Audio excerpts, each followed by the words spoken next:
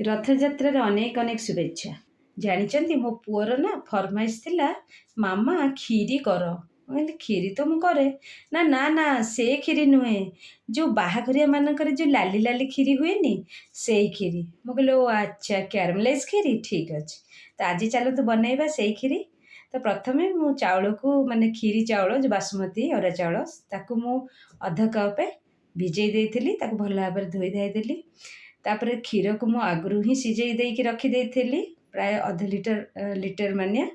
तापरे मु एठी गोटे प्रेशर कुकर नहीं से पकईली गोटे से पकईली सॉरी गोटे टीस्पून तेल तापर देली 2 चामच गुआ घी दे सारा पर से मु गोटे इलायची क्रश करके हाथ में पकईची तापर गोटे तेजपत्र तापर गोटे चामच चीनी देइची कैरमलाइज हवा पर्यंत आमे ताकू टिके घांटी दबा।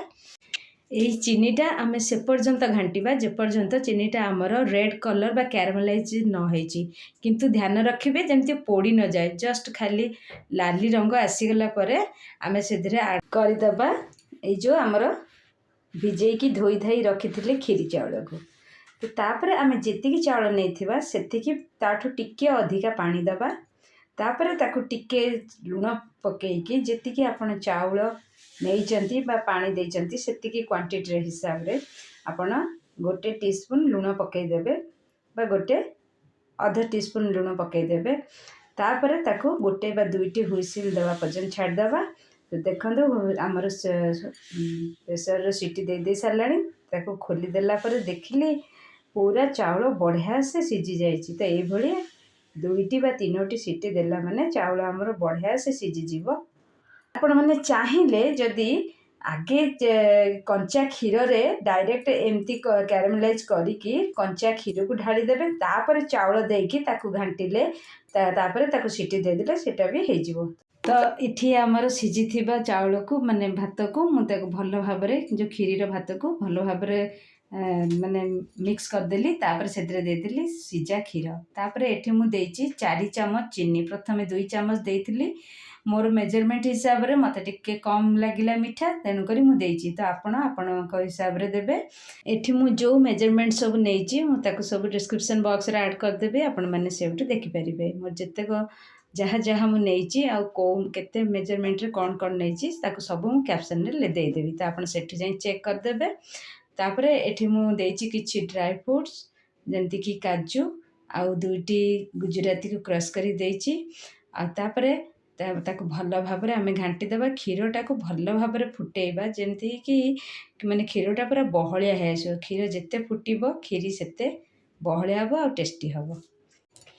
तापर आम जो काजू गुड़ी को चॉप कर रखी बा छोट छोट कर काटिकी रखिले ताकू टिके गुआ घी पकईकी मु भाजी नहीं सेटा भाजी होगला टिके बादामी रंग होगला मुझे खीरी रे ऐड कर देइची। देखो कितने सुंदर देखा गुआ घीर बास्ना काजूर टेस्ट आउ चीनीर स्वीटनेस आउ चीनीर कैरमलाइज कलर ए सबू मिसी विश्वास करते खीरीटा एकदम बढ़िया होता। ट्रस्ट मी मु भी एटा फर्स्ट टाइम करची आपण मानक सहित चाहिए शेयर करने को प्रथम थर करची प्रथम थर करे ही मोर खीरीटा बहुत बढ़िया होता। हाँ मानुची टिके चाउल मोर कमीगला क्षीर हिसाब रे किंतु टेस्ट पूरा शानदार होता।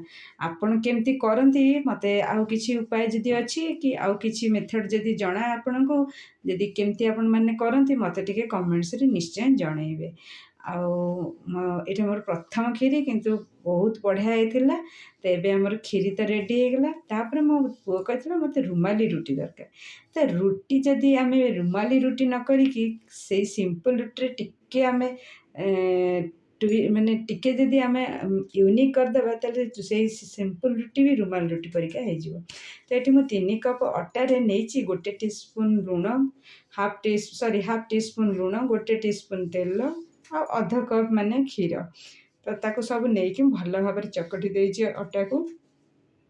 विश्वास करंतु ए सिंपल रुटीटा किछि रुमाल रुटी ठारू किछि कम हबनी टिके खाली क्षीर आउ ए लुण आउ टिके तेल आपण चाहिए घी भी दे पारे किसी असुविधा नहीं किंतु घी को मेल्ट करके देवे ताको सब चकुट देकी पूरा माने सेमी सॉफ्ट माने जेमती आम रुटी करती से भली सॉफ्ट करी गोटे कपड़ा ढांकी किसी समय रेस्ट देवाई छाड़देवा। तो ये देखु बढ़िया से सेट हो जाइए। एबे आमे अटा गुड़िकर गोला काटी नबा। आपण बड़ कि छोट जो अनुसार चाहूँ सेमती गोला काटी नेबे। तापर ताको आमे रुटी बेलिबा। तो एठी मु जेते माने रुटीटा जेते पतला करिया चाहिए सेते पतला हबो। किंतु मोर एठी जेहेतु पट्टाटी माने छोट थिला तो से टिके बड़ साइज रो रुटी बेलिया पे मते माने किचन रो बेस ऊपर ही बेलिया पड़ला। तो आपण पाखे जदी बड़ पट्टा अछि तो बहुत बढ़िया। तो से बेली देवे पतला करिकी पूरा एकदम रुमाली रुटी भली। तो देखिए पूरा तार कलर तार माने स्ट्रक्चर तार टेस्ट सब ही आसीज रुमाल एटी ना मैदार किसी काम अच्छी ना अन्य कौन से जिनस। तो केते बढ़िया से देखो ये पूरा आराम से भांगी जाऊँगी पूरा रुमाल परिका। केते ता भीतर केते बढ़िया होइची केते कलर भी भल आसे भल भाव भी मुझे सेकी। तो ये आपण मैंने देखिपे केते सुंदर भाव फुलुची रुटी गुड़िक। तो देखो रुमाल जमती आम भांगती चारि भांग करी तो से भाई भांगी जाऊँगी। तो आपण मानक मोर ये वीडियोटी केमती लगे मोर फास्ट टाइम मुझे खीरी आउ ये रुटी करी। तो फास्ट टाइम रे ही भल होता। आशा कर भल लगी मोर ये वीडियोटी। तो लाइक करेंगे शेयर करेंगे आ मो चैनल को गोटे सब्सक्राइब करदे प्लीज़। आपण मैंने सब्सक्राइब करना करंतु मु बहुत परिश्रम करी बहुत कष्ट करी करुँची। तो आपण मैंने देखुंती आपण मैंने एंजॉय करछंती परिश्रम रो मूल्य आपण मैंने बुझिले मु बहुत खुशी हेबी। तेबे रहिली हैव अ गुड डे। जय जगन्नाथ।